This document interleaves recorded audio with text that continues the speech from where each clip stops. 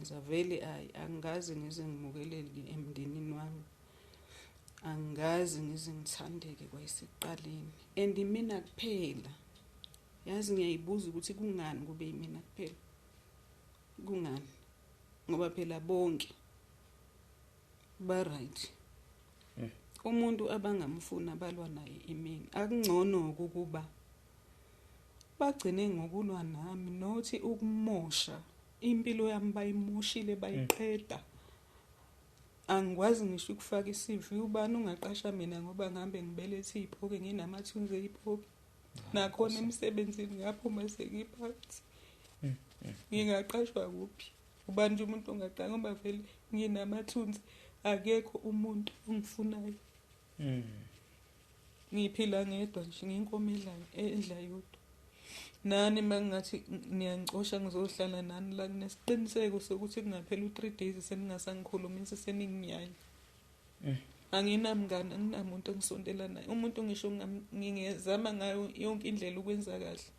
Angibasoli ke kodwa ngoba into ekumina. Ngikhuluma mina ngento engenzayo kuyimanje ngoba vele kubona ngendlela abangidestroye ngayo ngiyafana nomuntu ofile. Vele ngifana nomuntu ofile mina. Kahle. Ngoba bake bangizama.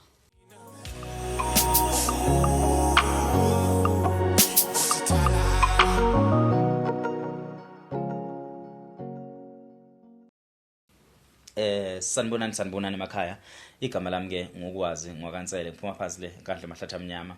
Nginibingelela lapha kwi-NEP podcast lapho khona sixoxa nje ngezinto ezahlukahlukene lapho khona sivakashelwa khona abantu besixoxela ngezimo zempilo ababhekene nazo lapho benethemba lokuthi mhlambe bengasizakala befika lapha phakathi kwethu. Ngeenkinga ke ezahlukahlukene mhlambe nezinto ke ezahlukahlukene asikakaze sibe nalo ibhadi lokuthi kube khona umuntu ofika phakathi kwethu ahluleke ukuthi athole ukwelapheka ngokomphefumulo noma ngabe yini akuthiwa usuke ebhekene nayo ngaleso sikhathi. Namhlanje sivakashelwe usisi omdala lapha uMacele obuya eMtuba ngathi ubuya Empangeni. Yebo obuya Empangeni. Ngizothanda ukuthi uzisho igama ubingelela ababukeli bethu emakhaya uyichaza ukuthi ubani ngaphambi kuba sesho ukuthi uze ngani. Okay, ngicela ukunibingelela nonke babukeli. Igama lami ngoNokuthula ngwakacele. Ngokuzalwa ngwasempangeni eDlangezo. eMtuba uhlangana kanjani? Because ukufika kwakho la usuke eMtuba. Yebo ngisuke eMtuba ila engifihle khona ekhanda njengamanje njengoba vele umndeni wami ngingakwazi ukuhlalisana nawo ngenxa yokuthi vele ungikhipha inyumbazane nje ungithanda abekho abantu into abangayijabuleli njengokungibona ngiphambi kwamehlabo. Okay. So that's why uze kwaukuthi usuke eMtuba ufika lapha. Yebo. So thanda ukuthi siqale sibonge Ndosi ngokuthi udele isikhathi sakho futhi uphinde usethembe nge-distance usuka kude kakhulu. La ufihle khona ekhanda kude kakhulu. I think it's close to 8 hours drive. To 9 hours. To 9 hours ukudrive from eMtuba uzofika la eGoli. Siyabonga kakhulu asithathe kancane lokho. Sinethemba futhi ukuthi konke sizokukhuluma namhlanje nakuwena kuzokulapha kuphinde futhi kube usizo. Asingabe sisakuvalela kakhulu ithuba noma angankanti. Ngisacela ungiphe noma utshela ababukeli emakhaya ukuthi kungani sihlangene lapha. Babukeli sithema sethi sizama ukuxoxa behind the scene sahluleka wavela wafika lezinyembezi wakhala. So sasithazi vele siyixoxe straight. Ngisacela usibeke esithombeni kungani uzwasuka kude kangaka wafika la eGoli. Alright. Isizathu sokuthi ngisukele eKZN ngize ngifike la eGoli. Ingoba ngifuna ukukhipha konke okungaphakathi kumina. Yeah. Nokuhlukumezeka okwenzeke emndenini wami. Kusukela ngemincane kuze kube imanje. Angi-understand isizathu sokuthi kungani kwaba yimina ngedwa ongathandwa. impilo yami yonke nje ngihlele ngiphila ngokuhlala emqashweni ngoba lento lena ake ngithi nje ukuyithatha emuva iqale ngisafunda bengenza ugrade 11 uma ngenza ugrade 11 soke ngajola ke uma ngijola so ngabanjwa ukuthi ngiyajola ngangngabuya vele ekhaya ngaze ngabuya ngakusasa ngazama ukuthi mangibuya kwakunzima ukungena ekhaya but ngangena choice kwamele ngingenile ngaxolisa ke ngimama ukuthi ngiyaxolisa ukuthi angibuyanga ekhaya kade ukuphi na ngalikhuluma eqiniso ukuthi sengine boyfriend so ke umama wasethi ke kusukela namhlanje awuseyona irresponsibility yami usuyi-responsibility ka-boyfriend wakho uyena ozokuthengela ithikithi lebhasi lokuya esikoleni uyena ozobona ukuthi ugqokeni uyena ozokubona ngemali yokukhera yonke into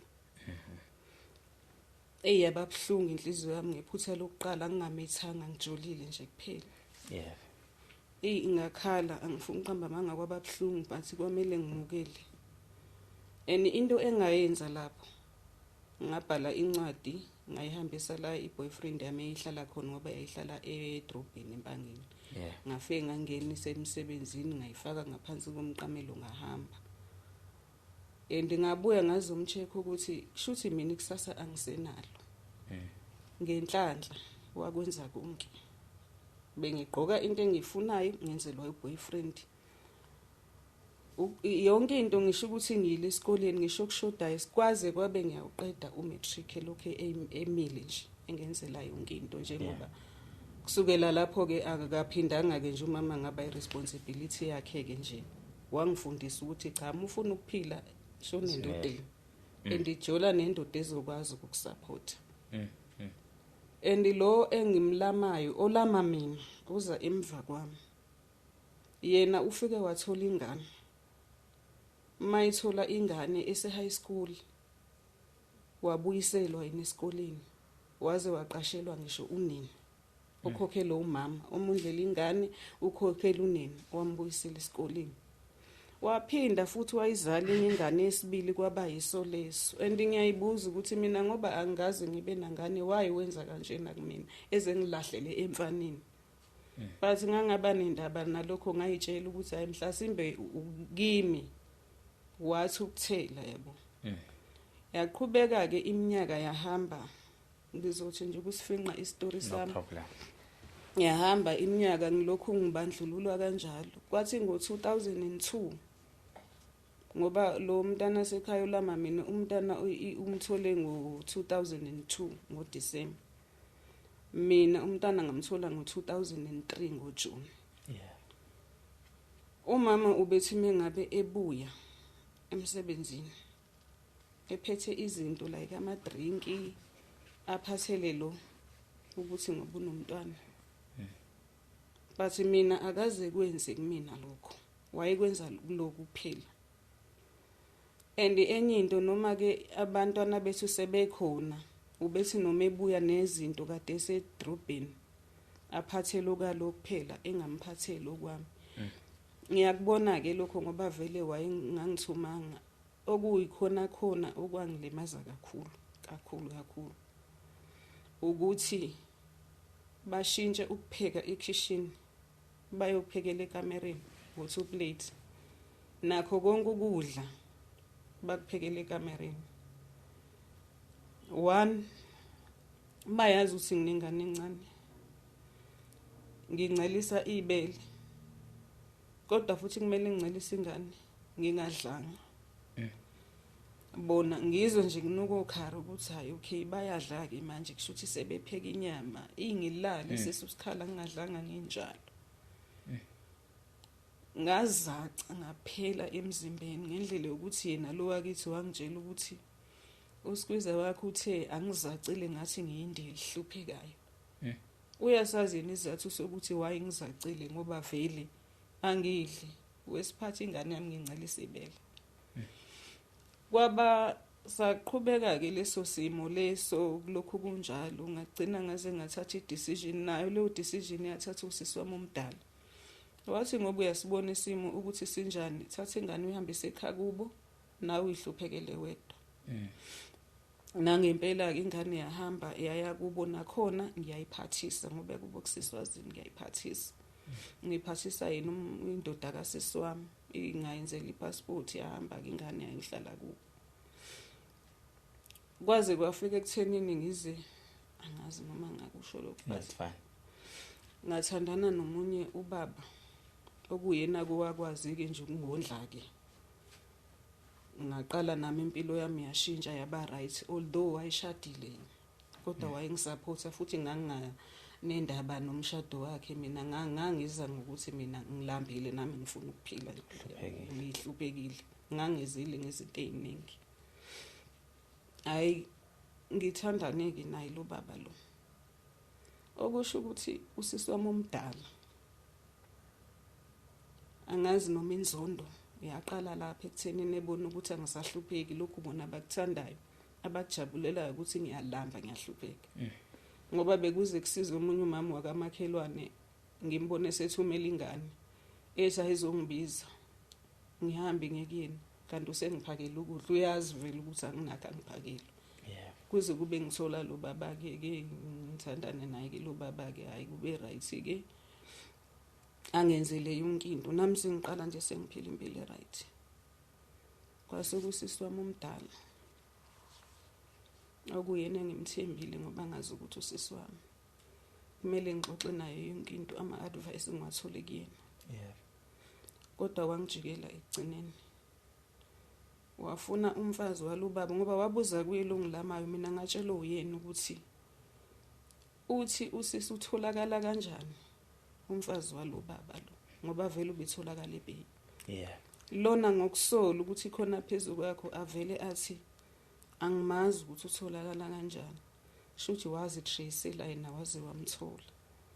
Wakhuluma ngami ke washo ukuthi hayi shuthi ingane yasekhaya ethandana nendoda yakho. Yabo wamtshela nje yonke into ngendlela yokuthi mina ngasizwa usisi wakamakhelwane wangithiphisa ngingazi wathi ugade ngoba uzofa ngendlela ongayibonanga. Lo mfazi uyikhulumele yena sihlangane esaluni washo ukuthi uzwa ngosisi wakho yonke into. Mangithi ngitshela umama ngingamtsheli yena ngoba ngabona ukuthi sizophambana. Umama ngokusola ukuthi ubani engizona naye ongangitshela ahamba ayolwa lapho ethi lona uqhatha ingane zakhe engabe nendaba nami. Kanti kuzohamba kuhambe lo mfazi lo athenga inkaba ukuthi zizodubula mina. Ngoba manje angithi yena ngokwakhe utshela ukuthi mina ngifuna imali kanti mina cha ngenzela ukuthi ngizoleluka esiswini. Wathenga inkabi ke nakhona akakwazi ekhaya ama directions wanikeza ubani usisi wami omdala. Nhlanhla leyo angikho ngoba sasiphumile ke nendoda sisedrobheni kanti bazobona ingane yakamakhelwane bathi kuyona ayikazi sibone yini ithi ingane cha beyinikeza imali lengane nenamba ukuthi uma beke bayibona nje imoto isizongibeka bafona isidumo. Kanti ingane izoyikhuluma lento ihamba izifike thina ukuthi kunento ekanje. Ongitshele kwazi umuntu esuka nenkabi ngidayisa usisi wami omdala ukuthi izongidubula ngoba why mina ngingalambi kusho ukuthi vele beku right ngihlupheka uma kuukuthi sengitholela umuntu okwazi ukungithengela ukudla ilokho ke manje sekufanele ngufele. Yaqhubeka nje impilo yaba kanjalo kwaze kwangenelela ngoba ngangifunda eVarsity ngiyakhumbula it was 2009 ngadropa out ngoba washona lo baba lo. Ekushoneni kwakhe ngangade nginayo vele angabikanga lutho. Base kwangena ikholi nje ukuthi ushonile ukhale ngekhanda kwaba ukuphela kanjalo ke. Usevarsity ngaso sikhathi? Ngisevarsity kwamele ngidrope out. Ngadropa out ke evarsity saqhubeka ke isimo nje silokhu sinjalo ngoba uma ngibheka akekho ongifunayo einganeni zamama. Even yena uqobo akangithandi. Kodwa futhi anginaso isizathu ngani bengizonde kangaka. Bayangizonda into enhle abangifisela yona. Uma kuukuthi ngisekhaya ngoba vele ngiyaphuma ngize ngicine ngiyihlalele emqashweni. Ngisho ngathi namhlanje khona lokho ukuthi ake ngiye ekhaya noma ngalala usuku olu1 ngeke ngilale. Usuku kuzomela ngithathe isikhwama ngibuyele la engiqhamuka khona. Usuku umfana wasekhaya omdala kunami ngoba kufike kube uyena mase kuba yilo osihlukanisayo washona.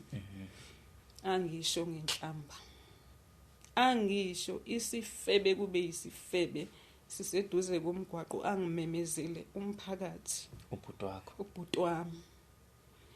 Ayi ngize lento yenza phambi kwakhe umama athule nje agoqe izandla ngisho ukumkhuza ukuthi wrong lento yenzayo cha ayihlalele. Even ilasboni yasekhaya ngimdala mina kunobheki akangilami khona kwasihlukanisile abawu2. Kodwa uyakwazi ukungitshela emehlweni ukuthi kuzokhuluma inja la ekhaya. Angibize ngenja. Kumele ngenze ngiphume ngihambe. Ngiyakhumbula kade kumngcwabo wengane yasekhaya uNhlahlo okuyona ke nje engangizwana naye. Ngavuka ekseni ngaklina. Yabo, ngisaklina waqhamuka yena lo mfana wasekhaya. Wathi kimi sebehambe bonke abantu okungesibona bala ekhaya. Wena usahlaleleni. Kwamele ngithathe isikhwama ngihamba ngagezanga. Ngathi ngizogeza phambili akusenindaba. Ngoba kusho ukuthi angisadingeki uma ethi sebehambile ngesibona lesala hayi mina ngiselami. Ngathatha isikhwama sami ngahamba. Ngayitshela ke nje ukuthi novela impilo yami sizoba semqashweni kusho ukuthi vele akekho umuntu ongifunayo la ekhaya. Especially yena lo olama mina. Ayi uyena owenze obeyisizathu sokuthi ngibe yisitha kumama ngoba uyena obese ngibonile ukuthi uyena obengizonda.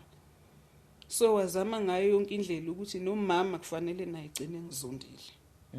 Kwase kuba into kanjalo ukuthi ke vele mina ngibe into ezondwa yiwo wonke umuntu. Ngahlala ke ekhaya ke kanjalo ke ngingasebenzi ke nalezo inhlamba lezo ke ngithuka kuba izinto zonke. Kwathi ngo2013 ngaregister esikoleni evarsity. Ngafunda kule campus lena eseBay. Okay. Ngiyakhumbula. Yiphi varsity? Ongoye. Hlukene kune campus eseBay. Okay. Kodwa ngangise main campus ngize ngidrop out ngo2009. Ngiyakhumbula ngangibhala iexam ngonyaka wami wokuqala. It was 2013. Ngithi mina mama ngisacela ungiboleke imali ngiyobhala iexam. Wathi anginayo. Angaze ngibhale. Ngaze ngahamba sengo-applyela i-re-exam. Kunomama obejwayele ukusuka phesheya uMangezi kunendawo ekuthiwa iphesheya kuMangezi. Ingane yakhe befunda eBay nayo eRichtech. Ubewela uMangezi lo mama eze kumama ethi ingane yami ayizukubhala ngicela ungisize ungiboleke imali. Hayi kanye. Ubekhipha ngisho ukugcina enikeze lo mama ukuthi ingane yakhe ihambe iyobhala. Kodwa kimi bengakwenzi lokho kumina. And ukubuyela kwami khona ngo2013 ibhasari ngahamba ngayokhuluma nopastor wasesontweni ngoba uyena usisi wami omdala wangena khona kuqala wasegcina ese-recruiter wonke umuntu ukuthi akayosonta khona basindisiwe nje. Ibranch yakhona ilapha eSikhawini. Hayi ngihambe usebenza khona lapha vele ongoye ncanti bayamaza abantu Pastor Dlamini. Ngahamba ngayo ikhalela kuyena ngoba ngisathanda ukufunda ngicela angizamele ibhasari. Hayi nangempela wangizamela ibhasari ngabuyela esikoleni. No ngaqala ngoNSFAS from 2013 to 2016 ngagrade ngo-2017. Ibhasari ngize ngayithola okwesibili ngoba bengisathanda ukuqhubeka nokufunda. Iyona-ke ibhasari leyo ke ngayizanyelwa uPastaki. It was 2018. Ngafunda unyaka wokuqala 2018 sengihlala emqashweni. 2019 kanti ibhasari ivalwe ngo-2019 mina ngingazi. Kwakufanele ngifunde u-2018 kuphela. 2019 yavalwa ibhasari. Ngomusa kaNkulunkulu ngaregister nge-second year kodwa nama ngazi kanjani ngoba yayisivela ibhasari sivaliwe. Ivalo ubani njalo abantu basekhaya kanjani abahamba bayotshela uPastor ukuthi akangivalele ibhasari ukuze ngeke ngiqhubeke nokufunda sengisalela unyaka wami. Kwaphela kanjalo ke ngesikole. Yes sir. Kungakafiki lapho kwangena i-call ngoba besibhalela lapha eBhekuzulu Hall. Mangabe kungena i-call ayibo ingibiza phambili ngiye ukubhala ngihambe ngiphambili ubalo sengangifonela ngibhala. Ngihambe ngoyi-answer call thiwa sicela umuqede ukubhala uze la iPSD ama security nasesikoleni. Akusabhali mina sengenzini Nkosi yami. Ngibhale ngiqede ngihambe ngiyekhona. Ngifike ngibuza ukuthi hayibo kunecall engenile ngibhala kuthiwa ngiyabizwa la kangazi kwenzakaleni. Kanti kuno auntie uZanele osebenza khona lapha ePSD wathi hayi kade kukhona uma wakho la. Ubezothi ucela sembizela amaphoyisa. Ngibuza ukuthi amaphoyisa azokwenzani.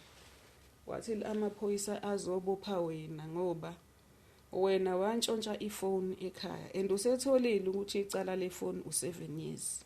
Hayibo. Angaze ngize ngintshontshe mina ifoni nayo leyo nto leyo kwakuyitule engikhandelelo ukuze ngizoyeka ukufunda kahle kahle kwakuliwa nokuthi angingaqedi. Hawe kodwa ukufunda. Kwasho ukuthi ke bangavuma ke ukuthi bayenze leyo nto bathi nje cha ngeke size sikwenze lokho. Wena hamba uyokhuluma nengane angithi ingane yakho sikuphi isidingo sokuthi umbuphise and uyabhala lo muntu yakwazi lokho. Bangavuma ukuwabiza ke amaphoyisa kanjalo ke. Kwaze kwabeke kufike ekuthenini ke izivalwe ke ibhasari ke. Uma ivalwa ke ibhasari kwaba ukuyeka kwami kanjalo ke. Ngingaqedanga ukufunda. Ngahlala ekhaya lokuba dom kwami. Ngabuyela ngayohlala khona nakhona ngiyasebenza. Uma ngiwashela wonke umuntu.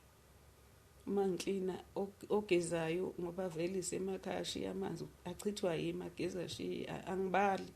Igceke yimi ngoba ngincengana ukuthi bengiphakele bengakhulumi. Ukudla bengakukhulumeli ungcono anginikele ngamandla ami. Akuzange kungisebenzele. Akungisebenzelanga konke lokho. Kunalokho mama ubesebenza eyisupportela lo olama mina esemshadisile emzini wakhe lapho.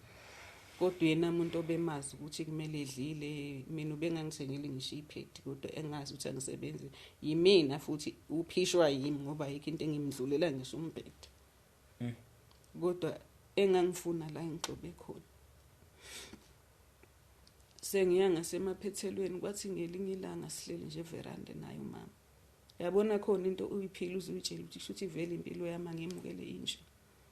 Sihleli everanda naye kudlula imoto ezi3 eziphethe imaterial yonke inhlobo yematerial yokwakha. Bese ngithi mina hayibo ubani lona othenge imaterial engaka uwaze wajabula. Bese ethi yena hawu akusiyena yini uNkululeko noSipho esho lo ngilamayo nomyeni wakhe. Ngithi mina ngicimbe beyithatha phi imali ngoba vele abanamali ukuthi benga afford imaterial engaka. Kanti umama uyangikhohlisa kwayile material bayithengele uyena. Bathi mina ngingayitsheli nama ngazi lutho ngihlalile nje. Bese ngelinye ilanga athuma umfana wasekhaya ukuthi akayomenzela i3 months bank statement. Ehamba umfana wasekhaya eyenza ibank statement abuye nayo ayinike mina ngoba ngase ngiqedile nje uklina sengihla ubonginikezela umama ngithi okay. ngithi ake ngiyifunde bakwethu. Uma ngithi ngiyabuka i-material ka-50,000 ithengwe e-cash build. Ngona ngokubuza ukuthi hawu mama, ngakubuza ngale material le. Wazenza umuntu ongazi. Kanti wena obathengela i-material yemali enkulu kangaka. Hayi ke ngathukwa ke emva kwalokho wangithuka. Ngithi mangikhipha iwashing ekhaya. Afika khethe yakhe ukuthi ngingayithinta kangikhulume sesekuyaphanjwana nje endlini. Ila engabona khona ukuthi no man. Sekuyisikhathi sokuthi ngiphume la, ngiphume for good. Mangithi for good ngiphume. Hayi nangempela ngiphume ngihambe ngiyozama umqasho. Ngaphuma ngikhala 1 ngizodlani phambili. Kuyarenta umqashweni ngizorenta ngani ngizoba yini? Ngathi kulungile kube ngibe yiphara okungcono kunale impilo engiphilayo yokuncikiselwa njalo ngiyancikiselwa. Ngiphume ngihambe ngohlala. Ngifikele kwenye intombazane ike yahlala ekhaya kuthiwa uNhlahla. Yayigada ingane yakhe lonongilamayo. Hayi mengithi ngiyabuka endlini yakhe kuhle kunezinto nje ezikhala kahle lana. Hawu Nhlahla usebenzaphi wena ngoba unezinto eziright kanje? Hayi eqala eshonele bathi uyangisiza shame ngoba ngisho epheka sidla sobabili. Hayi waze wagcina washintsha naye. Wathi yalalela ke intombazane nentombazane uma iphantele manje. Ngeke mina ngiphantele nawe kuzomela usukume uyophanta. Ngiyazi mina kuphantwa kanjani kuphi ngoba phela ngiyawufuna umsebenzi nami. Ethi ayikho inkinga ntambama sizohamba ukuze nawe ukwazi ukuyimela. Akekho phela umuntu ozozamelana nawe la. Hayi nangempela ntambama sihambe siyapi siya eBay. Masifika eBay ngimbuze kanti usebenza kuphi kanjani mhlambe ngitshela ukuthi hayi uzosho ukuthi ethi mana la yabona njengoba umela emgwaqeni umuntu ozoqhamuka akuthathe kuzobe kuyiclient lakho le. Ngithi mina iclient lana ungibekanga esithumbeni. Ngithi uzoyibonela na umdala usiyona ingane. Yo nami ngafunda kwezami ukuthi hayi kusho ukuthi sengingenele kule mpilo le. Hayi nangempela kwaba ukungena kwami hayi zaqala ke izinto bathi nje. But motho ukungena kwakho mhlawumbe umlaleli emeqayo ekhaya kwenziwani la? Kudayiswa ngumzimba phela. Sama prostitute yena usemkantshubomvu ufaka mina manje ukuze nami ngizokwazi ukurenta ngidla ngithi. Ngalesi sikhathi umama ngimtshela ukuthi ngiyahamba wavele wathi yini eyenza ukuthi engayihluphi njengengane yakhe yentombazana ukuthi uzokwenza njani phambili. Akaze ihluphe ngalokho. Wangiyekelela ngaphuma ekhaya ngahamba nginjalo. Hayi ngaqala ke hayi kodwa ngenhlanhla ngaqala ngaba neclient eliyiregular. Umuntu oyedwa ke manje. Ngiba nenhlanhla ngabuthola iclient eliyiregular eliyindiya. Belingifonela nje ngisendlini lithi kanjani ngithi mina ngifree. Lithi woza lifike libhuke futhi lingithengele mhlambe full chicken yenandulo. Selifana nje nomngane wami iclient lami nje kube mnandi sidlele mhlambe ngithengele notshwala ngiphuza utshwala lokho okusalayo ngihamba nakhe endlini yabo kwagcina nje sekuyiregular. Nginawo amanye ama-client emasayidini nothi uthi bekuyena kuphela but uyena umuntu owangenza ngasheshe ngakhava izinto eziningi ngoba ubevele nje nginikeze nemali ebekile. Ngifuna ukuqamba amanga uma ngiphuma endlini ngangikhuleka. Ngithi uNkulunkulu akusiyona impilo le kumele ngiphile. Kungani vele kumele ngiphile le mpilo mina ukuthi kumele ngilale ngidlile kumele ngilale namadoda. Akekho futhi oyikhathazayo ngalokho ukuthi ngenze njani. ayi ngaphila-ke leyo mpilo leyo ngomusa nje kaNkulunkulu ngilokhu ngikhuleka ngaze ngagcina ngathandana-ke nomunye umuntu owangikhipha emqashweni wangitholela indlu kwaba ukuphuma kwami lapho wangisaphotha-ke naye engenasikhathi phela unomuzi wakhe vele anivele iyona mpilo yami mina leyo ukuthi so ukukhipha khona emgwaqweni uyazi yena ukuthi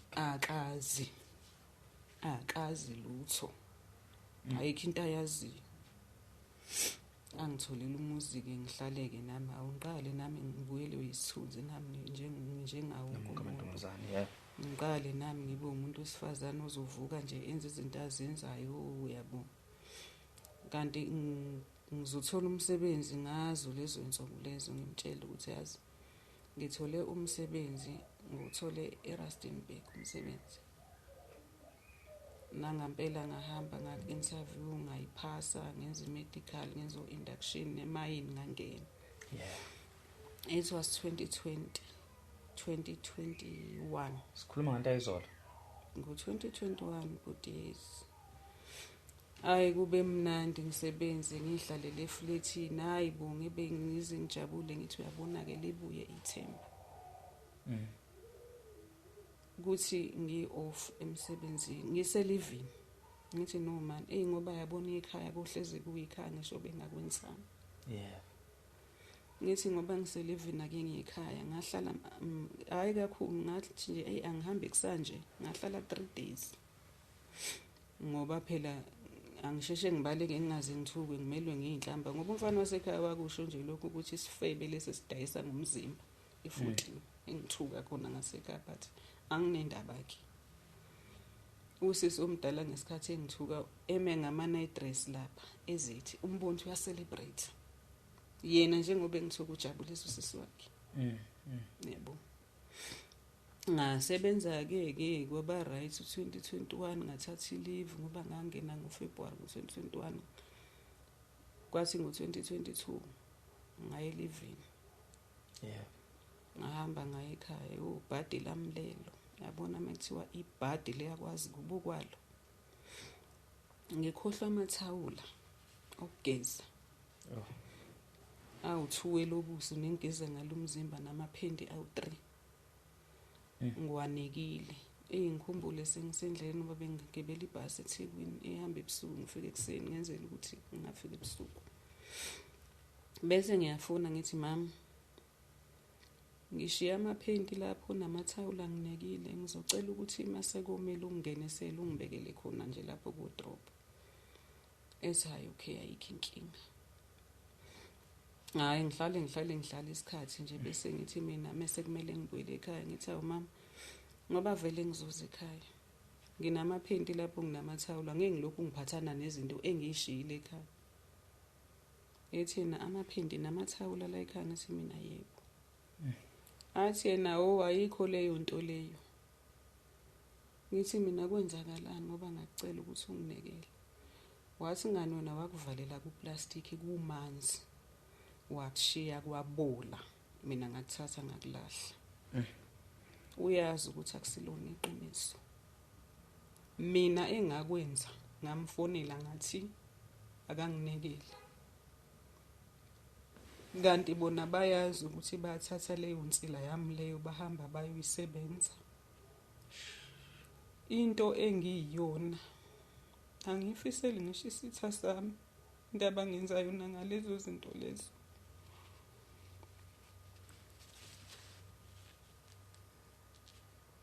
angaze ngithole ngisho isicucu sakho emva kwalokho ngaqala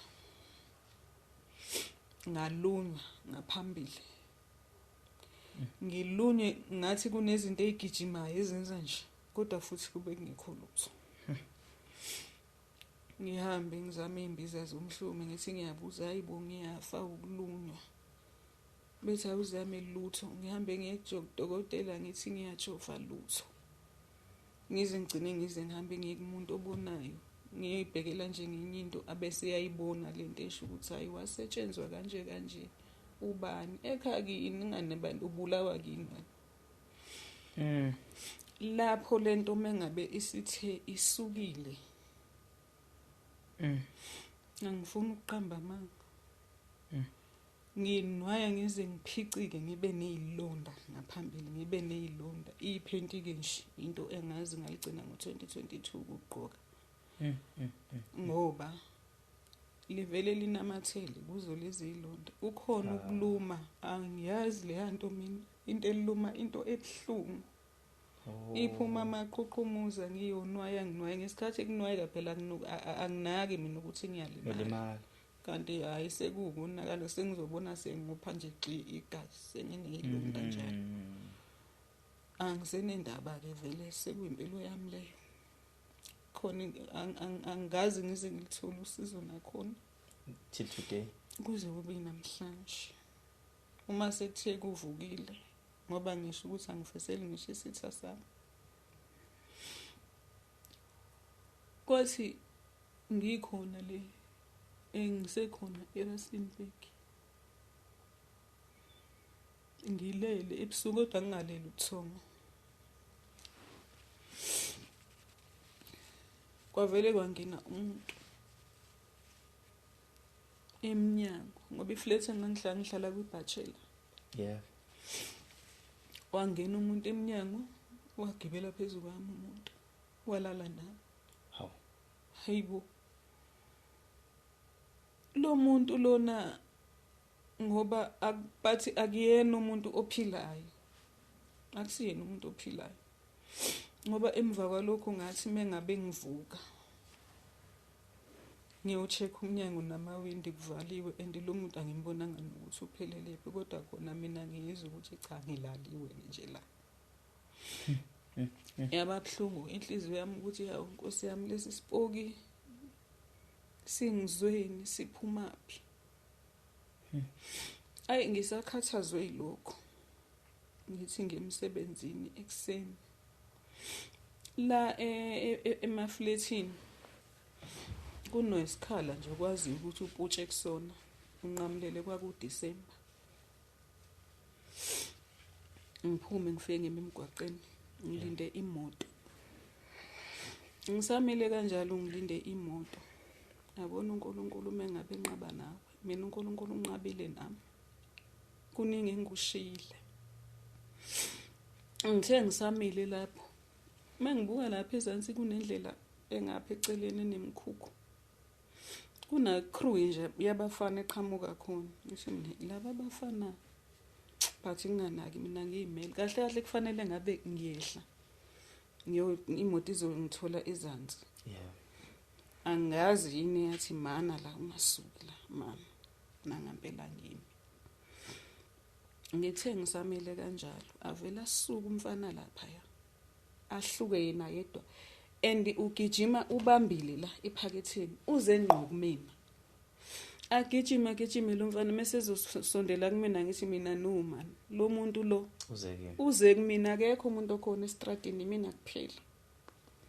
Ngingene ngaphakathi emafletini kunama security agadile ngingene ngaphakathi emafletini ngibiza ngitshela ama security and ngiyambona yena akangiboni uyangicinga lapha uyangibheka ukuthi ngiphelelepi ajika buyele emuva alingiphekezela isecurity longibeke emotweni ngihamba ngifike ngitshela ucolleague wami ngithi yazi ngibe nenkinga kanje kuseni lo colleague wami engangikhuluma naye umshangano waseMozambique bese ethi yena ayi awisukumele lento yakho ungaze ulimali ungazi ukuthi kwenzakalani.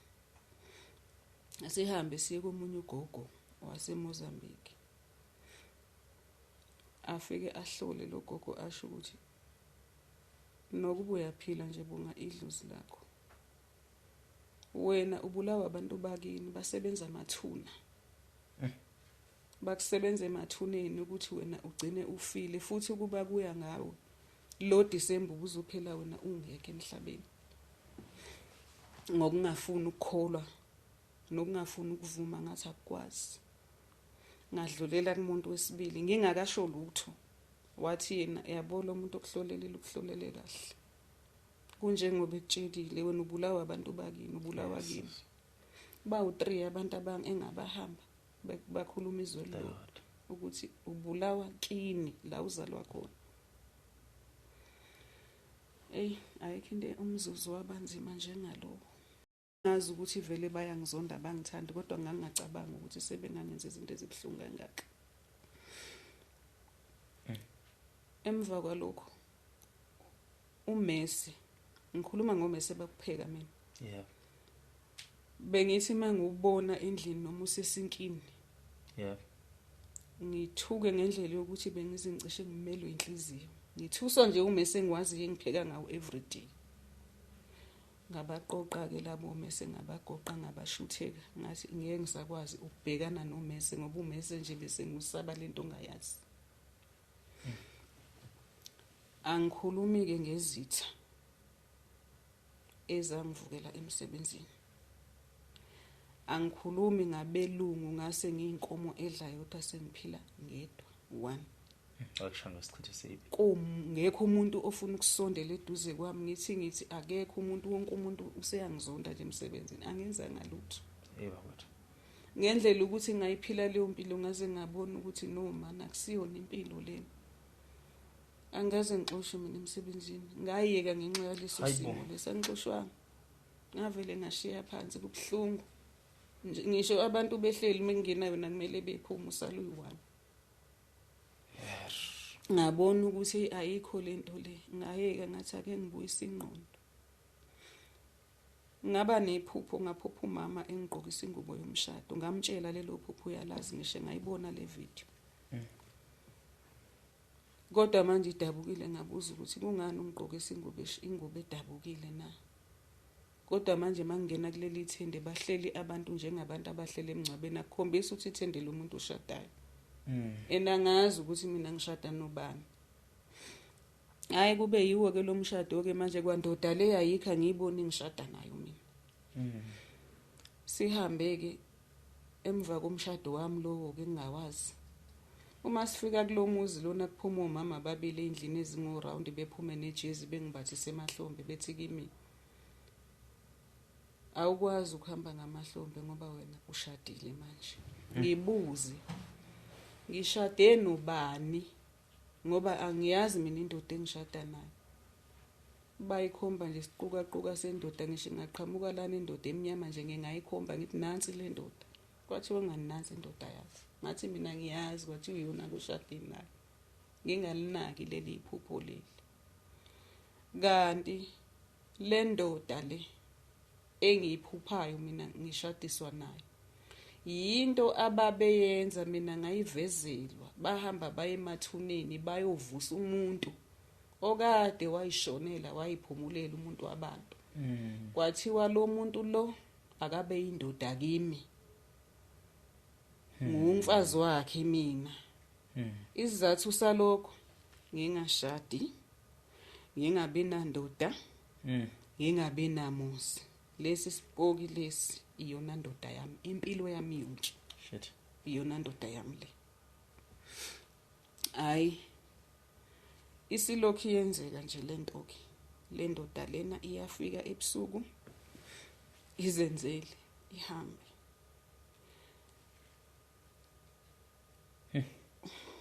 Uma ngithi ngizama ukuba nomuntu ngithi ake ngibone ukuthi lento izokwenzeka yini. Kwayona lo muntu lona evele ngavukelwa. Angithi manje phela lesi sipoki sinesikhwele siyala ukuthi awukwazi phela ukulala nomfazi wami. And lesi sipoki lesi manginomuntu sifike silale phakathi kwethu. Singene kanje. Lo muntu engisuke mina nginaye akakwazi ukubona ukuthi sekunomuntu wesithathu osihlukanisile la. Uniyambona lo. Imina engimbonayo. Ukuthi nanso ke leyo ndoda yami. Elwa isikhwele nje likhasha ukuthi ngingabi nayo indoda.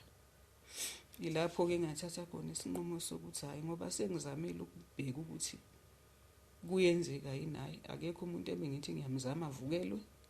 Cha ngabe nginamanga. Cha wena. Akekho umuntu obevukelwa nje ukuthi egcine lalili nami cha akekho. Kunalokho nje le ndoda bifike nje ingene lapha phakathi kwethu ilali ithula ithi ngizoke ngibona. Ila engathatha khona isinqumo ke sokuthi vele iyiphi indoda engizoba nayo. Uvaliwe. ngivaliwe nje ukuthi akukhondoda nje engiyoke ngibe nayo. Angifuni nokuyikhuluma-ke leyo kulunyaka ngoba vele impilo yami angiphathi khona mengike ngathi ngingena kuma-period Jehova ngathi kuyabukisa ngize ngifisa ukuthi sengabe ngabangena isidalo ngendlela okuvele kube wesingakhona. Ngayiphila-ke le mpilo-ke lena-ke yokushima-ke. So ngayikhetha nje ukuthi vele angiyiphile le mpilo yokuthi ngishime kanjena. Yonke lento uyikhuluma ngazothi into yakudala kodwa mangizwa ubala iminyaka o2019 o2021 o2022 shuthi yonke lento esikhulumayo akona umlando lento into namanje okuningi kwakhona ukusenzeka abasanda kukwenza okusuka kudala bakwenza vele angazi ngize ngimukelele emndenini wami, angazi ngize ngithandeke kwayisiqaleni and mina kuphela. Yazi ngiyayibuza ukuthi kungani kube yimina kuphela, kungani? Ngoba phela bonke ba right. Umuntu abangamfuna balwa naye imini akungcono ukuba bagcine ngokulwa nami nothi ukumosha impilo yami bayimoshile bayiqeda.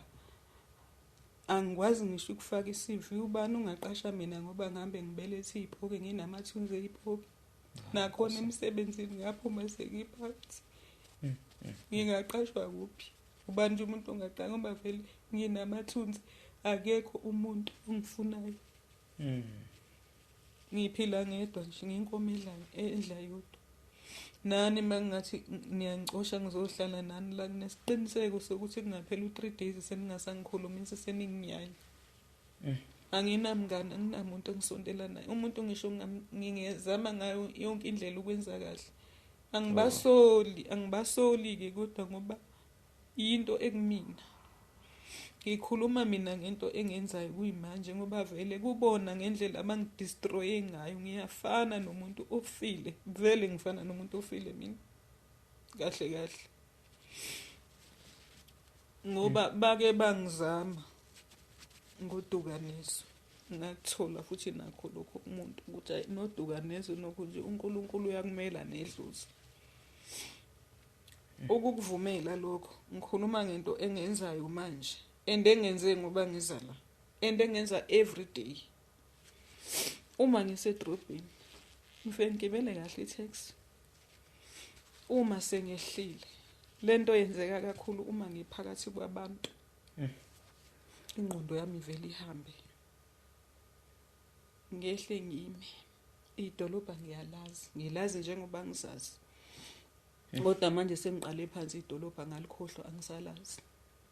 Right mina ngabe ngihlele endlini ngiba nje normal ake ngiphume ngithi ngiyebantwini ngizodlula eShoprite ngikwazi ngidlule ngibhekele ngelinye ilanga ngadlula ku-entrance yaseShoprite ngangiya khona ngadlula kanje ku-entrance ngashona ezansi ngilokhu ngilandelile nje akubuyi ukuthi kanti ngiyaphi mina nje sekungilokhu ngilandelile nje uthela sekuphela khona izitolo sekuhama parkings ngalezansi ila engabona khona ukuthi no man kanti manje ngikuphi lana hawu uNkulunkulu wami sengikuma parkings ezimoto ngiqale phansi ngibuyele emuva ngibuza isecurity kukuphi eShoprite lithi nganaki eShoprite ingena la hayi ukuthi angikwazi eShoprite ngiyakwazi ingqondo yami ayisasebenzi at all.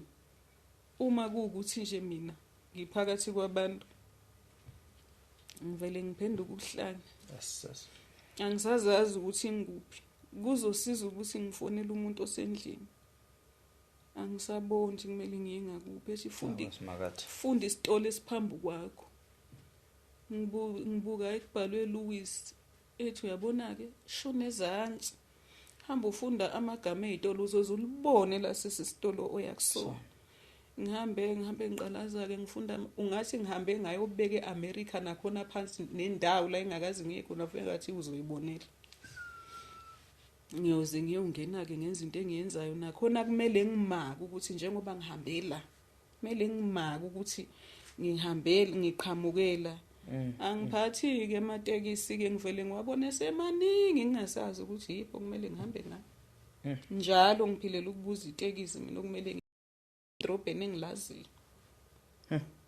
Idolobha engilaziyo kodwa kufanele ngibuze. Yabo nje ngoba ngiza la. Yeah. Ngiwazi kahle amatekisi ezeGoli. Hayi namhlanje. Kodwa ngithe mangifika avele ngasangana ngawabona semaningi amatekisi seyinqwaba. Ngabuza ngathi mina ngavele nje ngathi driver ngiyacela ungibeke ngqo taxini eGoli ngenhlanhla. Akangalokho eshona le udriver abantu wangibeka wathi nansi wayikhombela ishayo ngehlanga ngena phakathi. Ngoba bengisazoke ngihambe ngitunta nje ngihambe kubuza kuthiwa wena nansi ya uthola ukuthi ngizokwehla eduze kwayo. Ngidlule ngiyobuza kwaMani kuthiwa phindele emuva udlule yona. Hayi ukuthi angiwazi ingqondo nje manje ngaphathi kwabantu vele ihambe ngiyibona ukuthi yabona ke la bafuna ukukuhlanyisa. Ingqondo ihambile. Ayikho nje kodwa sengathi ngingaba into nje ehlala ithe endlini. Cha mangisendlini ingqondo yami yasebenza nje kahle. Ngenze yonke into okumele ngiyenze. Akuphuma phela uyephakathi kwabantu. Ngiduke emini mina ngiduke emini ilanga libalele. Ngelinye ilanga mase ngibona ukuthi no man ngazi ukuthi ngiyaduka senginamahloni okubuza vele ngihlale phansi ngithi ake ngihlale mhlawumbe ingqondo ibuye ngihlale ngibuyisa ingqondo konje uhamba ngapi mawuya lapha uhamba kanje ngisukumeke manje ngisabo ngibuza ngeke uhlale ubuza zonke izinsuku ngihambe ngithi okay ake ngihambe ngiduka ngoze ngithole yona impela sengiyiphila leyo mina futhi I don't think ukuthi nginormal. Angikho normal. Ngeke ngakuzwa uthi usuzame kaningi ukuyibulala. Noma kwakube angazi uma ngikuzwe kahle noma kwakuyisifiso. Ngizamile akwangenzeka. Inkinga yami lokho okugcina iphutha lami engalenza ngasuke ngaxoxa. Ngasho ukuthi ngizoyibulala ngalezi izathu kubhlungu ukulahla umndeni wakho ukuphela kwawo waziyo emhlabeni ungazi ukuthi wenzeni bengagcini lapho bekudicilele phansi impilo yakho yonke bekulwela ukuthi wena yiba into engeyilutho emhlabeni o else fana njengoba vele nje ngifana nomuntu ofile and ba celebrate I know ukuthi ba celebrate ukuthi baqedile ngami. Nkulunkulu. Baya celebrate ukuthi baqedile ngami. Phutha lami kwabo ukuthi ke ngixoxe ukuthi ngicabanga ukuyibulala futhi sengiyazi ngiyibuzisile nje komunye umuntu ukuthi yini ungayibulala ngayo. Wangitshela ngathi mina ngihlebela wena kuze uma ngike nganyamalala ubokwazi ukuthi angisekho emhlabeni.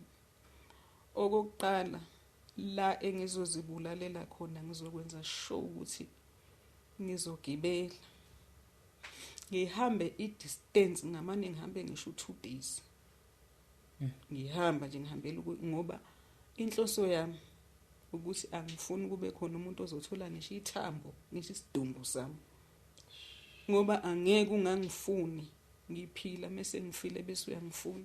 Nkulunkulu wami. Vele kuyisifiso sami ukuthi mina mangishona umndeni wami ungangcwabi. Iyona into engiyifisayo nengithandazelayo ukuthi beze bengatholi ngisho ithambo ngisho ithuna lami bengalazi bengabi nalo sidalwa. Ngangisengimtshelile ke lo ukuthi nongizoyihlathini ngifuna lele ngazi kahle ukuthi ngisho abafana abalusayo abangena akekho uzongithola khona.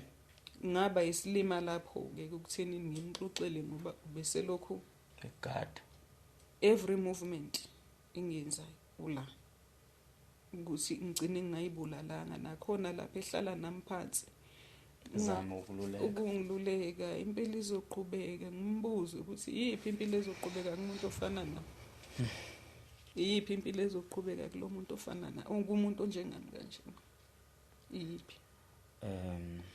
Uthe mangikuhlangabeza lapha emotweni amagama washilo uthe after le podcast njoba sesikhulumileke noma nje inhloso kuzokhuluma noma usungafa ngoba usukhulumile ufisa bazi ukuthi kwenzakalani. Yes, kungabe bikho umuntu ozasala eyibuza ukuthi kungani. Ngicabanga sonke umuntu usenayo impendulo.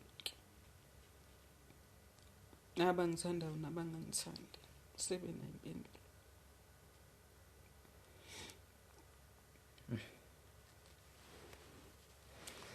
Mawubheka ngesingawe before ngibuza umbuzo engingaqinisekisa ukuthi ukuhlangana kwethu bekunenhloso and nokuthi uzogcina ufika lapha phakathi kwethu bekunenhloso. Ngiyazi kuwe ukucela ukuza kule podcast beku more of incwadi ozoyibhala ukuthi makuthiwa uyanyamalala noma uyibulala bazi ukuthi yindaba. Kodwa angicabangi mina kanjalo. Angizami ukuthi ngibe seyicathulweni zakho ngenza ngazuthi ngiyazi ukuthi wena uzizwa kanjani. Kodwa mina mangibona wena ngibona umuntu osebene imizamo eminingi empilweni ukuthi benekusasa elingcono nempilo engcono. Yeah. Ngoba ushuthi umuntu onethemba. Umuntu engakubuka kujaje athi mhlambe wahlulwa isikole kanti akazi ukuthi lingakanani ibanga walihamba uzama ukufunda. Ngicabanga ukuthi kwaze kwakhona wa graduate khona. Yes, 2017 wa graduate. Yeah. Even ngo 2019 still waqhubeka nokufundisa nokufunda. 2018 Yeah. Waqhubeka nokufunda. ngaqhubeka kwaze kwabeke Ba kwenzeka le ndlela kwenza ngakhona. ngiphuca lebhasi. Lebhasari kamfundisi. Yeah. So lokho kutshela ngakusobala ukuthi umuntu onentshisekelo yokuphila nekusasa elingcono noneyifise iningi ngempilo. Yeah. Futhi ukufika kwakho la akukhona kuphela ngokuthi incwadi leyo kuvalelisa nokuthi bazi izizathu. Ingenxa zokuthi sinethemba mina nawe lokuthi khona into ongaqhamuka sisize. Yeah. Ngiyalijabulela usizo. Ngoba ukuphuma komphefumulo womuntu osathanda ukuphila kuhlukene nokuphuma komphefumulo womuntu vele besefisa ukuphila obesefisa ukufa. Wena usafisa ukuphila inkinga impilo iyona ekubulalayo engakufuni. Kunjalo. Asike sithi akulona iqiniso ubona kanjalo ngathi impilo ayikufuni. Ingenxa zokuthi kwawena ngendlela abantu abakuthutha ngakhona nangendlela ongamukeleki ngakhona emphakathini kuye kuhambe usibone izathu sokuphila siba sincane even though usathanda ukuphila. Asike sithi le podcast ayikho ngalokho. Akukhona ukuthi ngoba ukhona la uzoya khona. Uze wathi mosendleleni ubufisa ukuthi ngathiwa kwamina ngiscam. Nalabantu abakufakela imali bathoze egoli akumina lo iscam. Ukwenzela ukuthi nongabe ababulali bengabe bakuncedile. Bekwezinye izinto lezo kuyicabanga endleleni ukuthi nongabe kuthiwa ke akuyena ukwazi lo ngiyohlangana naye. Ngiyohlangana nabantu abayongwenza olubi ngafika ngibonge ukuthi nangiphumuze. Kunjalo bengithandaza ukuthi uma kuukuthi ngiyonqunywa lapha engiyakhona kungangcono. Ngisho ngabe kuthiwa baqala bayakwenza lokho ngingabatshela ukuthi yazi akubuhlungu ndawo. Kunalokho nje ngiyabonga ukuthi neze ningiphumuze nezinto engikade ngangifisa. Niyangiphumuza kahle ukho kubuhlungu ngikuzwa. Bengifisa ukuthi kube njalo vele uma kuukuthi kanjalo still anginendaba. Futhi ke bazobe bangisizile ngoba bazothatha bona beuntshinga la bantshinga khona vele ngebeze bengithola okuyisifiso sami ukuthi bangangitholi.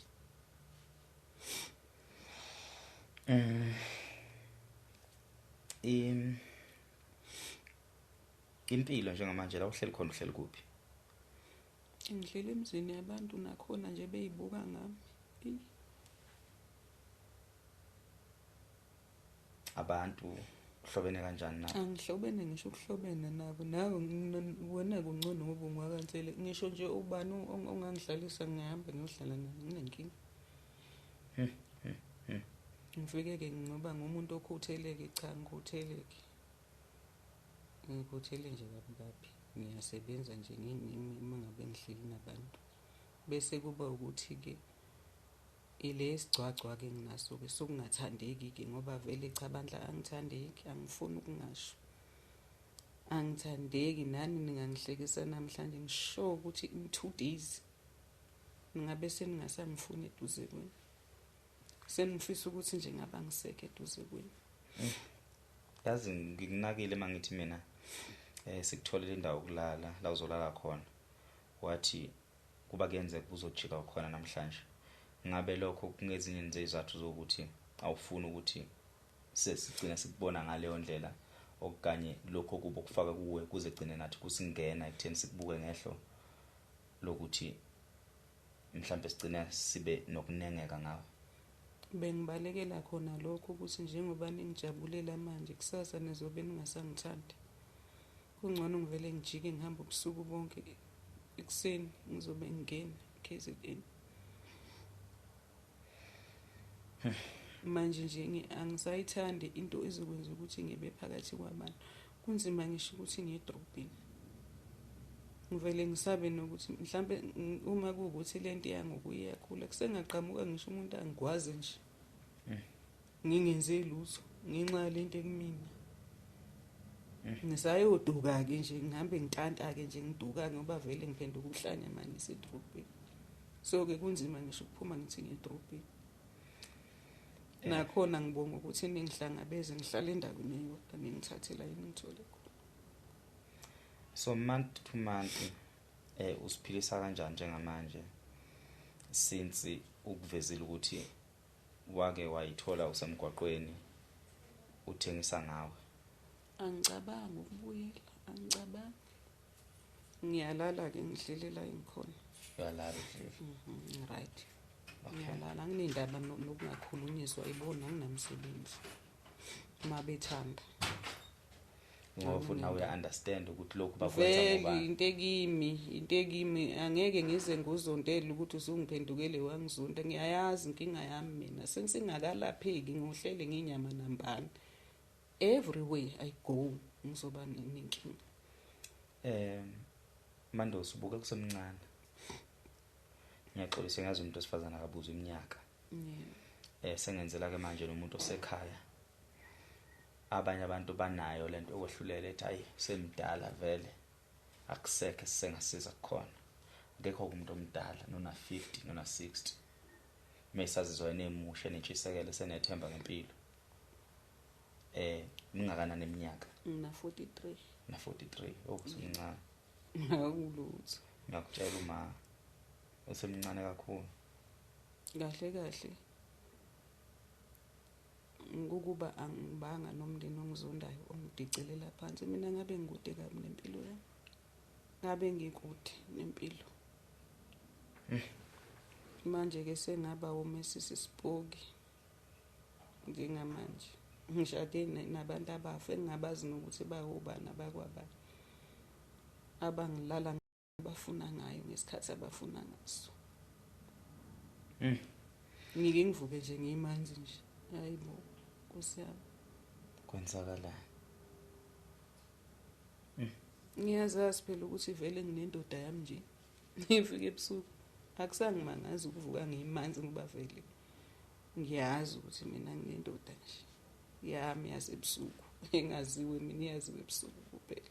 Ifamily yami eyaziyo ngayo. Eyakushadisa nayo. Eyangishadisa nayo le ndoda le. Ngikuzwa uthi mina mhlawumbe ngcono ngoba ngwakaNtsele. Mina ngixhumana kuphi nawe noNtsele? Ikamalume. Khako mama. Ekhako mama kaNtsele. Uma uMaNtsele. Yebo. Akusona stepmother uma wakho lo sikhuluma ngaye owenza zonke lezi zinto. Yes. Nabo laba engikhuluma ngabo nganquma nabo esisupha. So uma sekuthiwa uyibona le video oku-Antwami, mase kuthiwa uyibona le video uthini umyalezo, yipi inhloso ungathini kuyena? Engingakusho nje ukuthi mayibona noma bemkhombisa abayibonayo.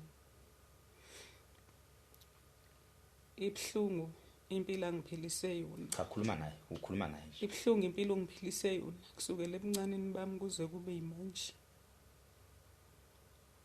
Nezingane zakho uyikhombise lonke uthando kodwa mina ungikhipha inyumbazana.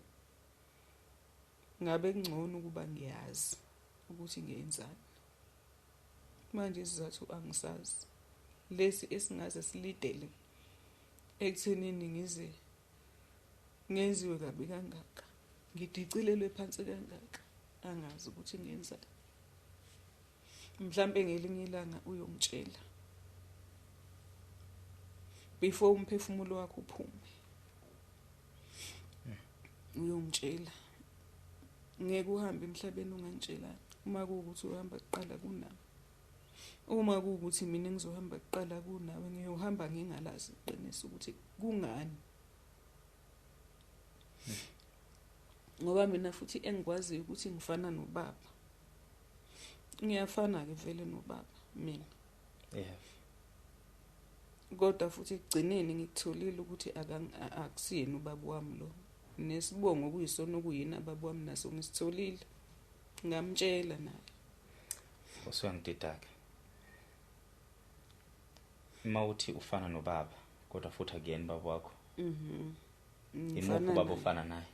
Lo ngayena baba wakho. Lo ebengazi ukuthi ubaba wami sonke lesikhathi sewashona. Ngifana naye ngiyazazi nami ukuthi ngifana naye. Kodwa futhi ekugcineni ngithola ukuthi cha. Akuyena ubaba. Akusiyena ubaba wakho wena ungwakabani gahle sibongo. Kodwa futhi ke vele kune possibility ukuthi vele iqiniso ukuthi ngwakuleso sibongo leso. Into enganendaba ke nayo le ibongo ngoba vele sengimdala. Mina isifiso sami nje bekuwukuthi ngisizakale. Ngibuyele nje nami ngibe umuntu onormal njengabo bonke abantu. Ngiyeke ukuba nendoda eyisipoki mangisizakalela nalento abangisebenza ngayo engiluma ngaphambili. Nayo ngilapheke kuyona bekuyisicelo nje ukuthi mangingalapheka kulezi zinto eziwu2 impilo yami ingaqhubeka iye phambili sengakwazi nokuyiqala phansi ngifuna umsebenzi. Hayi ngoba nginyanywe wonke umuntu nje ngishintsha ngisho ikade mina liyanginyanya. So phambili ziyabonakala ilwane noma ilezi engaphakathi? Ayibonakali. Akubonakali lutho kuphela mina ngiyakufeel ukuthi kuyanwayizela. Kunomuntu angazi noma sebesizene nodadewethu. Kunodadewethu wakafika lapha angazi noma wakadibana lo podcast. Senesikhohlwe isibongo. Ngiyedibanile nayo isisuso isidudla nje ngake ngayibona. Wayibona. Umfowethu wazwakala ichaza kangcono le nto leya ukuthi wazwakala futhi umuntu ongakwazi ukuyilapha. Ula eGoli. Wephilana awuthathe telefoni yami le ukwenzela ukuthi ngizokhumbula ukuthi ubani igama lami noma khula lele. Uyi-on. Umfowethu wa offer ukumsiza udadewethu wathi uzomenzela for free. Wathi uzokwenza konke for free. Shuthi sekushoda kuyena udadewethu ukuthi asondele ngakuyena umfowethu.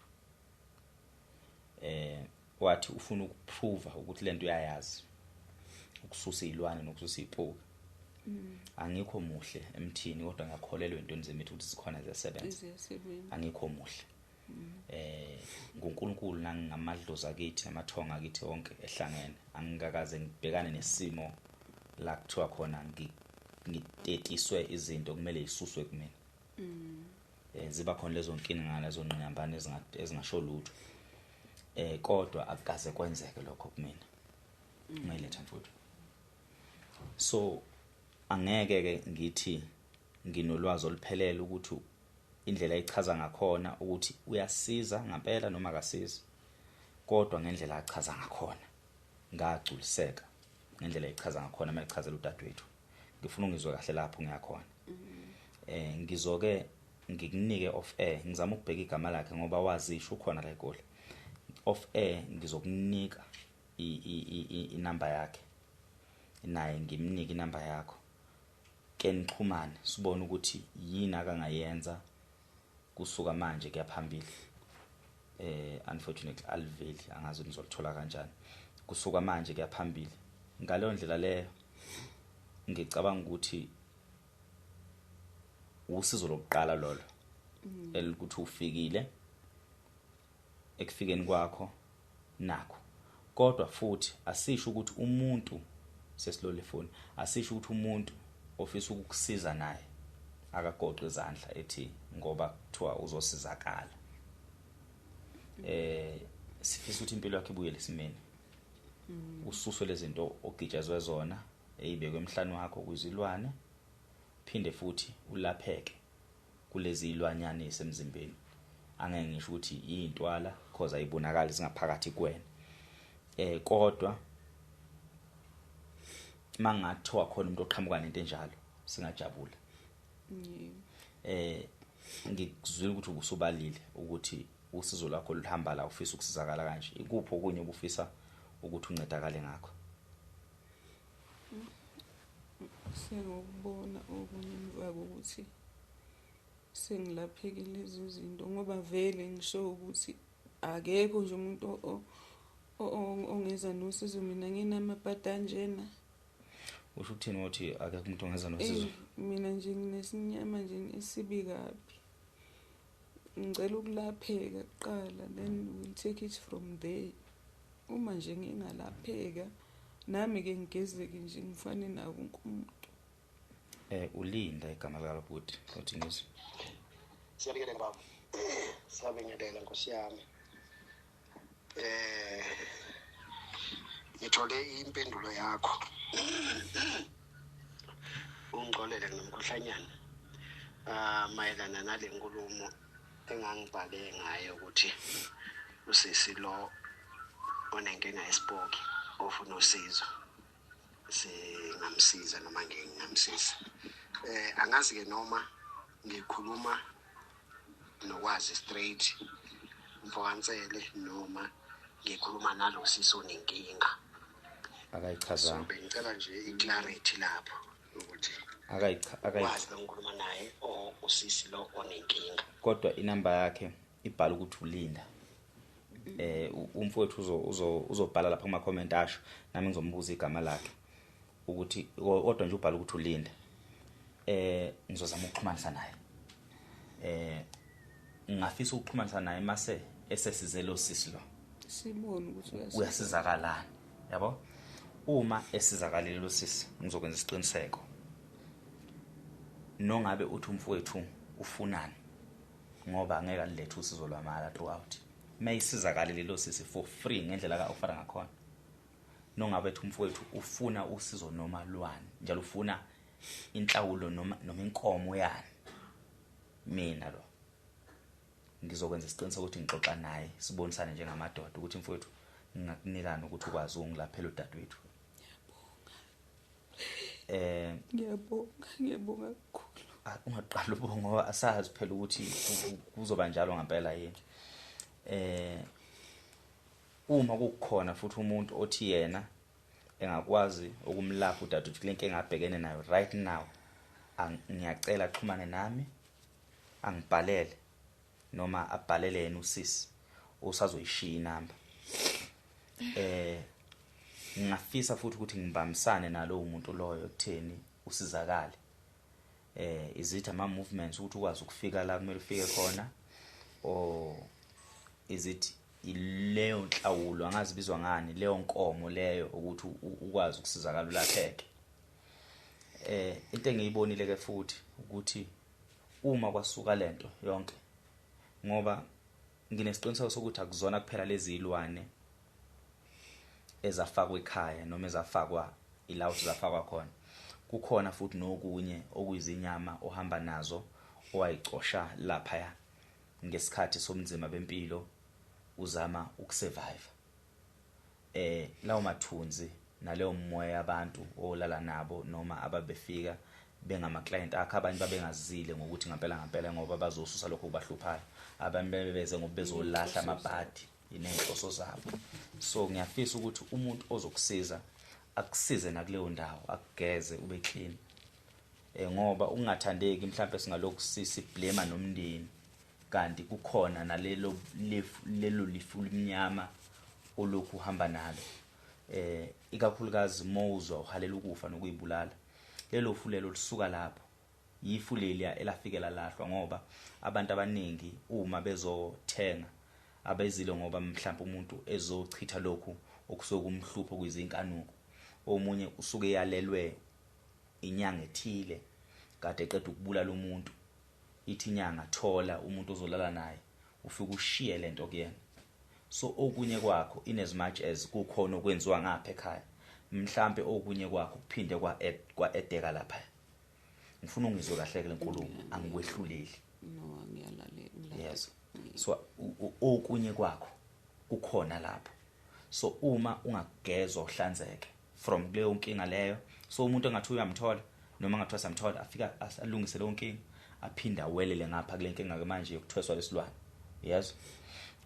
Kanti futhi ezinye izinto angifuni ukuthi uphelele ekutheni ekhaya bangifuni benza ukuthi nokuthi ifamily and ama families anenkinga zawo ehlukahlukene ama families onke anenkinga usukhulile na 43 uzele unezingane noma unengane ifamily yakho wena which means izingane zakho ibheke wena umuzi uyikhaya uphelele umama so kukusalele wena ukuthi ube umama ongcono einganeni zakho. So ifamily iqala kuwe yithuba manje lokuthi into zakho mayilunga ungabe usadwela kakhulu ekutheni uma ugugile anti engakaze ngihlangane naye ngamazi kodwa kimi anti ngoba umansela ugugile shunje begugile ayisekho impi manje okumele uyilwe naye kuphela kufanele nje ukhatha lapha noma ezinye impendulo engakuphanga khatha nje lapha kule ndawana uqala impilo yakho kuya phambili nezingane zakho. Once wenza njalo okuningi ukuachieve empilweni ingoba vele ukhuluma kanje ngomanga obusaphila thina sikhuluma ngabethu omanga oba sebashona iqiniso nathi basibetray ngokuhamba kwabo emhlabeni kodwa sadela ngoba bahamba emhlabeni akukho esingakuthiwa siyakukhuluma phambi kwabantu ngabo ingakho ungaliphathi igama lika baba kangako ngoba ubaba usadlula. So awukuthathe ngazuthi nalabo abaphilayo abangenzi kahle kuwe awubathathe njengabantu asebadlula masubheka nempilo yakho wedwa. Mina nje ngibheke nempilo yami ngedwa ngoba anginamama anginababa lempilo engiyiphilayo iyukuhlupheka ukusiza inzima kodwa akekho umuntu engizomblame. So kwesinye isikhathi siyesithola ithuba elihle lokugxeka abantu abasaphilayo ngokuba siyababona bayaphila sibathathe njengabantu abasenzela phansi. Yebo basenzela phansi on daily basis but iqiniso ukuthi wonke umuntu vele kufanele kube khona ingqinamba ababhekana nazo but ingqinamba obhekele nayo nomzali yimpi leyo oyingane ongasoko ungalula ukuthi uyiwine ngoba egcineni kwesinye isikhathi kuze kugcina kuphoqayo ukuthi uhambe uyoxolisa ngamagama wakhe iphilo wakhipha kumzali ingaphezulu kokuba kuyena okonayo nokumoshayo. So impoyilwa nomzali nakona wonke umuntu obukele podcast impoyilwa nomzali akube yimpo wena yokuxolela akusho ukuthi ungakhulumi ngokuthi uma ngihlukumezile ubaba ungihlukumezile wenza ukuthi nokuthi kodwa kube yimpi yokwexolela then impi yokuthi ekugcineni wena kukhona mhlawumbe bekile kuyena in as much as mhlawumbe mhlazana ethandi yokuphendula kodwa kungabi yinto eyokuhlulekisa ukuthi uphole nokuthi uqhubeke nempilo ngoba ubheke ukuthi mhlawumbe umzali aphendule ukuthi kungani enza kanje umzali unesizathu ukuthi kungani enza kanje mhlawumbe wakuthola ezirape asazi ukuthi kungani kuzonda kangaka mhlawumbe wengamthandisa ubaba wakho ubaba wakho ngosuku econserva wena kunezinto ayibhekene nazo ngalesikhathi asazi kungezinye izinto naye ngama dark secret akayivaleleke yena ngaphakathi mhlawumbe to a point ukuthi even nezingane zakho izele zingathi uma kungani siphethe ngalendlela kanti ingenxa zobuhlungu kwawe nobuya kubona. So njengoba singabazali simphumela abazali bethu nabazali bethu bemphumela abazali babo. so kwesinye isikhathi kunezinye izinto ezisuke zenziwa abazali bethu engamele even ukuthi sesifuna impendulo kuzona ukuthi sikhulume ngazo mase sikhulumile ngazo mase ngithi mina owami uma ufana nokuthi uma ongakazange ngizala ongakazaphili noma wangizala maqedwe washona nongabe usaphila maqedwe ukhathe lapha 43 years iminyaka ukuthi kwawena umzali njengamanje kumele silungise isimo sempilo yakho asike silungise lesimo sempilo yakho sibone ukuthi iyalungana once yalunga lempilo yakho usuka lapho uyaphambili uqoqa ingane zakho uhlangane nezingane zakho nikhande le family nikhande lomndeni nizama ukukhanda impilo ihambe ufundile and bayabuka abantu emakhaya ukuthi ufundile umuntu okwaziyo ukusebenza umuntu okwazi ukuyinikela abantu bakhona bayabuka emakhaya ukuthi lo sisi so ngiyafisa ukuthi abantu bayimonitor impilo yakho ukuthi kwenzakalani which is nami ngizolokhu ngiba update abanye on social media ukuthi njengamanje kusikwenzakala ukuthi kumanje kusikwenzakala ukuthi ngenxa zokuthi uyayazi inkinga yakho when you understand inkinga yakho kuphela into ongayenza ukuthi ungangixini kodwa ungikhumbuze iphutha ke lokuxina umuntu ligcina liba isidina so nama ngifuna ukuthi kuze kugcina kungifica nami lokho njoba ngithembisa izithembisweni zami ngiyacela nasenkosini nasemathongeni akithi ke manje kansela ukuthi awakuvikele noma awavike ekutheni kungaze kufike la kuthiwa nginyanya khona whatever lokho kwenzakala empilweni yakho akunga affect angafiki kimi mase ngikubuka ngesolo ngathi ngibona isilwane angeke ngibone umuntu njengamanje obakubona umuntu mina ngi-interact nomuntu ongayibona ufile ungayibona ungaseyilutho ungayibona usunyanya yakho mina ngakuboni lokho futhi nakusasa ngifisa ungakuboni lokho nawe akuthi izinto mazenzeka mase uthi ukhona ukwazi mase uyangithinta ungangithinti njalo ngoba sibalekela le yanto kube nje ngaleso sikhathi uthi webhuti kunomuntu oqhamukayo la ongathufuna ungisiza kungabe saqhamuka umuntu usuyangithinta saqhamuka umuntu uyangithinta ngoba sibalekela le yanto leya ngithi I understand inkinga obhekene nayo nami ngifuna ukuthi ungibeke esithombeni la usubona khona ukuthi uwazi aka strike la salobona khona ukuthi yabona ke njengamanje ithuba la akwazi ukuthi aka strike ungibize lapho kwenzela ukuthi lento ingakuboni noma ibone mina njengomuntu ozokwenyula igcina ivala ngakumena ukuthi ngingakwazi ukwenyula wena uyangizwa so kuzona zonke izinto esesikhuluma namhlanje ngiyafisa ngiyacela ukuthi asike sithiwa asingabheki lezi impendulo zokufuna ibongo asike singabuza imibuzo asike sekuthi zonke lezi zinto ezenziwa abantu bakini abafane njengabantu abafile njengami mina abantu bakithi bonke sebashona iningi labo sibaphansi sishutha nje mina maxoxe simanga ngishutha le podcast nawe ngishonela uma namhla ushone nini philana ushona izolo uma ngikhuluma nawe nje siku podcast shonela umathi nekhaya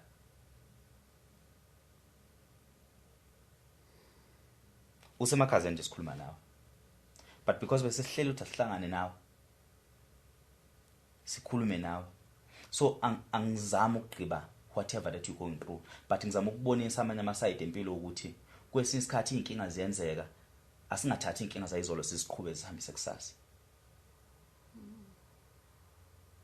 ekhaya impela kuziliwe njengoba ngikhuluma nawe nje kansela yabo so i-point lami sekutheni osuke sekwenzakalile asina control over khona akakaphuma even nosuku lokufihla ukuthi sifihlane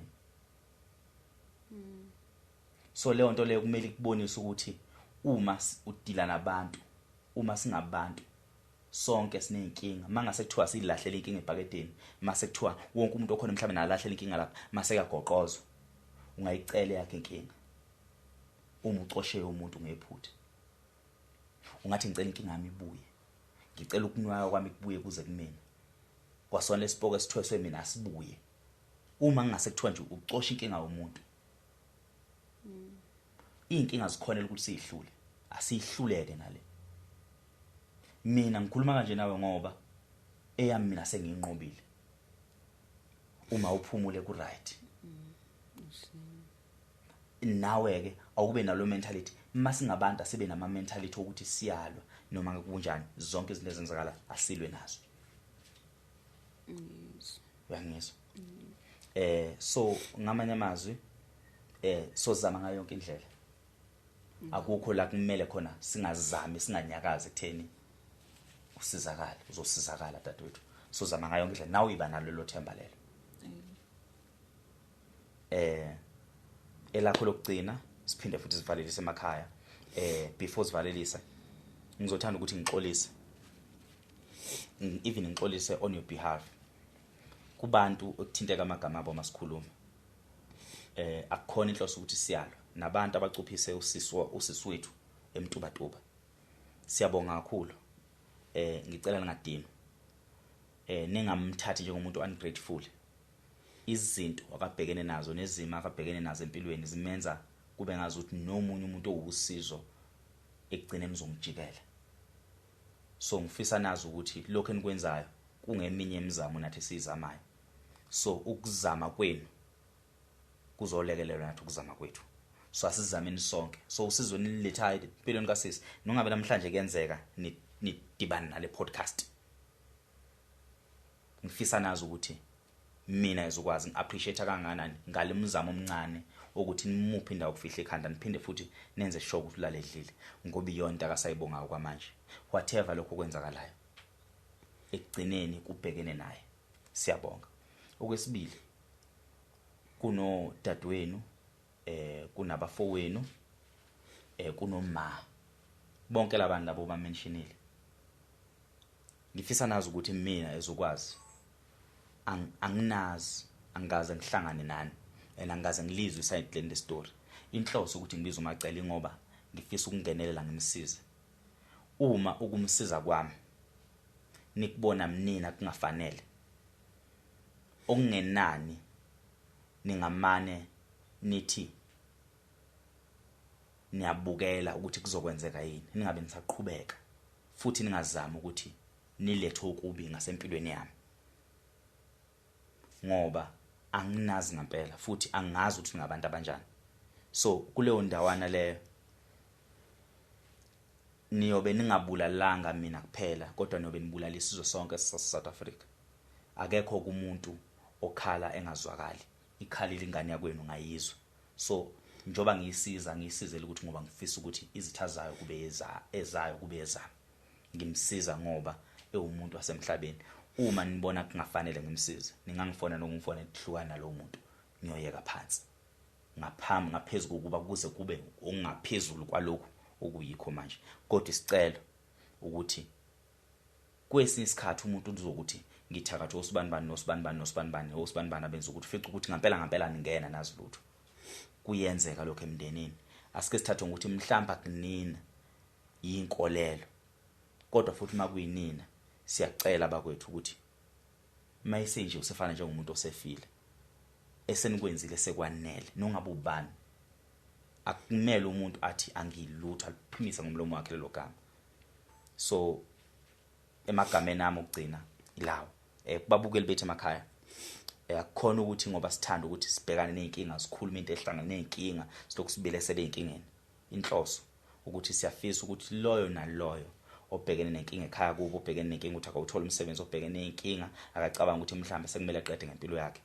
Once wathi mina kimi wangibhalela wathi ubhuti ngifisa nokuyibulala ngisukumela phezulu lonto ngoba ngikholelwa ekuthena akekho umuntu okufanele athathe impilo yakhe ngesandla sakhe. Bengamane bekubulala abantu kodwa hayi ngesandla sakho. So ngwathathela phezulu ama calls athi sengikhathele ukuphila ngifisa ukuyibulala ngifisa ukuthi kwenze ukuthi nokuthi empilweni yami ngiyayisukumela leyo nto leyo. So wonke umuntu ofika lapha ku podcast yami ngoba ngifisa ukuthi egcine nonke umuntu abuyele ithemba kuzothi ongakwazi ukufika simkhulumele njengoba sihleli kanje aphinde futhi asizakale naye.